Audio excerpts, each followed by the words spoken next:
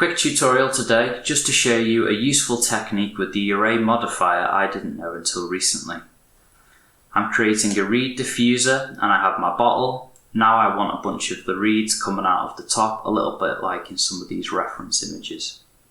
Okay, so first of all I've created my first reed. It's just a very simple cylinder, and what I need to do is place this reed into the correct position. So the first thing I want to do is just get the origin of the reed right to the bottom here, which will allow me to kind of rotate it and position it properly. So let's just go into edit mode. Let me just put see-through on.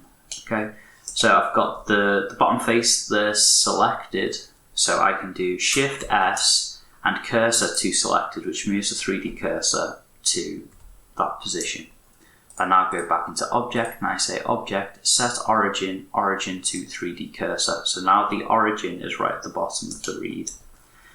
This will allow me now to just put this reed into the right position nice and easily. So I want it to go right into the corner of the glass here, right down that bottom corner. And then I'm going to just rotate it from front view so it rests on this other corner in the kind of the neck of the bottle. So let's go to about there. Let's just zoom in. You can see it needs to go a little further to about there. Okay. Alright, and that looks alright. Let's just check what that looks like in rendered view. Okay, that looks okay. Right. Okay, so now we're going to use the array modifier to create a number more and have them spread nice and equally around the bottle. So, first thing we need to do is make sure that we just apply those transformations to the reed. So just apply all transforms.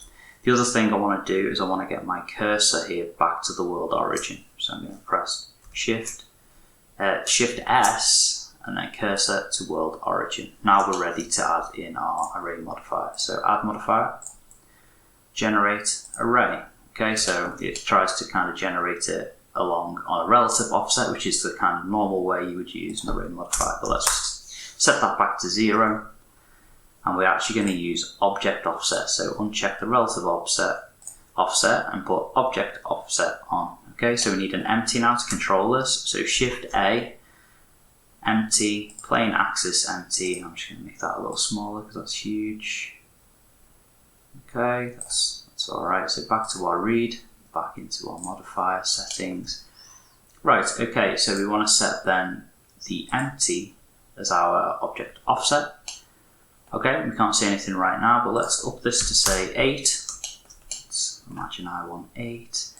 Let's get hold of our empty, rotate around the Z, and then let's just rotate, and as you can see then it rotates perfectly around that object as its origin.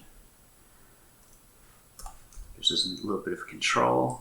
Let's see how that looks from the front. Perfect.